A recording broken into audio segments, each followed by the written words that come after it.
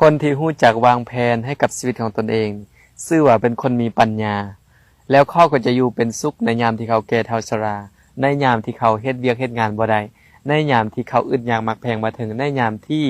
เจ็บป่วยไข้นั้นมาถึงแก่เขาก็ยังอยู่เป็นสุขเพราะว่าหยังเพราะว่าเขารู้ในการวางแผนชีวิตของตนในยามที่ตัวเองยังเป็นเด็กน้อยยามที่ตัวเองเป็นวัยหนุ่มยามตัวเองอยู่ในวัยกลางคนนั้นเพราะว่าวัยนี้เป็นวัยที่เขานั้นควรมีการศึกษาในการทำเรียนให้ดีที่สุดมีเวลาในการหาทรัพย์มีเวลาในการสร้างครอบครัวอยู่ในครอบครัวอย่างอบอุ่นเฮ็ดในสิ่งที่เองบ่เคยเฮ็ดถ้าเขาเป็นคนดีเฮ็ดโอกาสในจุดนี้ดีที่สุดแล้วเขาก็จะเป็นคนที่บ่กินแหนงแข้งใจในภายหลังในเมื่อเวลาที่แก่เฒ่าชรานั้นมาถึงในยามที่เขาอึดอยากมักแพงในยามที่ความตายมาถึงในยามที่ทรงแตกกันในยามที่ภัยอันตรายนั้นจะมาถึงเขาก็เป็นคนที่ยังอยู่เป็นสุขเพราะว่าหยังเพราะว่าเป็นคนฉลาดในการวางแผนชีวิตของตนและมื้อนี้อาตมาจะยก10หัวข้อธรรมในการวางแผนชีวิตที่ดีให้กับตนเองก่อนที่มันจะสายเกินไปเป็นจังไดนั้นก็มาฟังนำกันเลยเฮาจะวางแผนชีวิตแนวใดก่อนที่เฮานั้นจะแก่เฒ่าชราอันนี้ก็เป็นหัวข้อธรรมซึ่งเป็นหลักธรรมที่สำคัญที่อาตมาอยากจะยกขึ้นมาให้พวกเราทั้งหลายได้สดับรับฟังเพื่อเป็นคติเตือนใจว่าก่อนที่ความแก่ความชราความแก่เฒ่าจะมาถึงเฮานั้นเฮาจะวางแผนในชีวิตในตอนที่เฮายังเป็นหนุ่มนี่เฮาจะวางแผนแบบใดแล้วการวางแผนของเฮานั้นเฮาจะเฮ็ดจังใด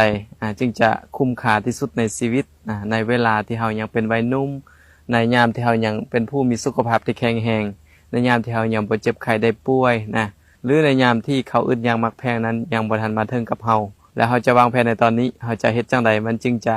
เมื่อฮอดจุดนั้นแล้วจะเป็นคนที่อยู่อย่างมีความสุขอยู่อย่างเป็นคนที่ปราศจากซึ่งความทุกข์นั้นคือพระผู้มีพระเจ้าก็ได้ตรัสเอาไว้ว่าภัยที่น่าย่านกลัวในอนาคตที่จะมาถึงเฮานั่นคือภัยคือความแก่ชราความเจ็บไข้ได้ป่วย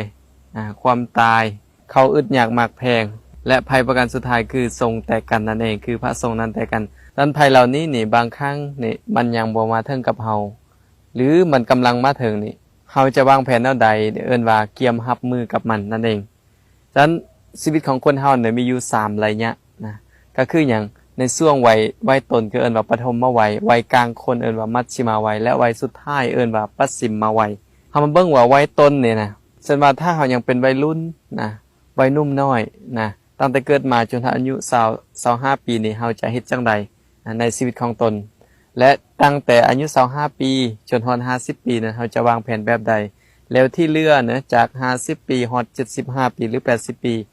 เฮานั้นจะใช้ชีวิตแบบใดงั้นมื้อนี้อาตมาอยากจะ